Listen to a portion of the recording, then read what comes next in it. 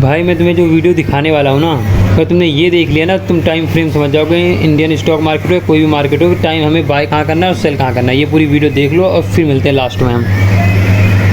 Professional traders हमेशा multi time frame analysis करते हैं, मतलब एक टाइम फ्रेम ट्रेंड के लिए, दूसरा एंट्री के लिए और तीसरा कंफर्मेशन के लिए। लेकिन बिगिनर के लिए हमें इसे सिंपल रखना होगा। स्टेप 1, सबसे पहले आप 4 आवर या 1 आवर चार्ट खोलेंगे। क्यों? क्योंकि 4 आवर और 1 आवर चार्ट मार्केट का रियल ट्रेंड दिखाते हैं। यहाँ फेक मूव्स कम होते हैं और बड़े प्लेयर्स की एक्टिविटी साफ दिखती है। आपको बस ये देखना है मार्केट अप ट्रेंड में है या डाउन ट्रेंड में है या साइडवेज है। लेकिन आपको 4 घंटे पर सिर्फ कैंडल को देखना है, कैंडल के बनने का वेट नहीं करना है। स्टेप 2, अब आप 15 मिनट के चार्ट पर आएंगे। यहाँ आपको सपोर्ट और रेजिस्टेंस ड्रा करना है, ट्रेड लाइन ड्रा करनी है और ये देखना है कि प्राइस कहाँ रिएक्ट कर रहा है। ये टाइम फ्रेम डिसीजन मेकिंग के लिए है। बेस्ट होता है स्टेप 3। अब एंट्री के लिए आप 5 मिनट चार्ट यूज कर सकते हैं, लेकिन ध्यान रखिए 5 मिनट सिर्फ एंट्री के लिए है, डिसीजन के लिए नहीं। अगर हायर टाइम फ्रेम बुलिश है और 15 मिनट सपोर्ट पर प्राइस है, तभी 5 मिनट पर बाय सेटअप देखना है। अब यहाँ एक बहुत इंपॉर्टेंट बात, बिगिनर्स की सबसे बड़ी गलती ये होती है कि वो एंट्री टाइम फ्रेम को ही डिसीजन टाइम फ्रेम बना लेते हैं, मतलब 5 मिनट पर ट्रेंड डिसाइड करना, जो कि सबसे बड़ा मिस्टेक है। ट्रेंड हमेशा हायर टाइम फ्रेम से डिसाइड होता है। अब समझते हैं डिफरेंट ट्रेडर्स के लिए डिफरेंट बेस्ट टाइम फ्रेम।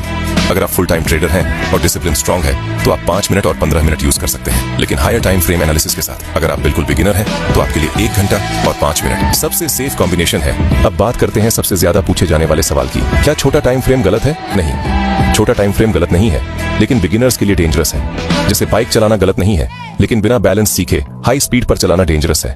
अब इस वीडियो का सबसे important part, best time frame strategy का golden rule. Rule number 1, trend हमेशा हायर टाइम फ्रेम से देखो, जैसे 4 घंटे और 1 घंटे। Rule number 2, entry lower time frame से लो, जैसे 5 मिनट। रूल नंबर 3, अगर हायर और लोअर टाइम फ्रेम मैच नहीं कर रहे तो ट्रेड मत लो, क्योंकि वहां पर ट्रैप हो सकता है। अगर आप सिर्फ ये 3 रूल फॉलो कर लेते हैं तो आपकी मिस्टेक्स होने का चांस काफी कम हो जाएगी। अब यहां तक अगर आप समझ गए हैं तो आप मार्केट में भीड़ से अलग हो चुके हैं, क्योंकि 90% ट्रेडर्स एक ही टाइम फ्रेम पर ट्रेड करते हैं और यही वजह है कि वो बार बार फंसते हैं। अब तक हमने ये समझ लिया कि बेस्ट टाइम फ्रेम कोई फिक्स्ड चीज नहीं है और हर ट्रेडर के लिए अलग हो सकता है। हमने ये भी जाना कि हायर टाइम फ्रेम ट्रेंड दिखाता है और लोअर टाइम फ्रेम एंट्री में मदद करता है। सबसे पहले हम स्कैल्पिंग की बात करते हैं। स्कैल्पिंग सुनते ही अधिकतर बिगिनर्स एक्साइटेड हो जाते हैं।